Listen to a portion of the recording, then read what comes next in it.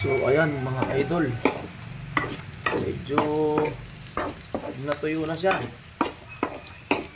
Ayan o, medyo palutungin pa natin ng konti. Sarap to, malutong. Ang sarap niyan guys, oh. Kamaro, nakakain ba kayo niyan?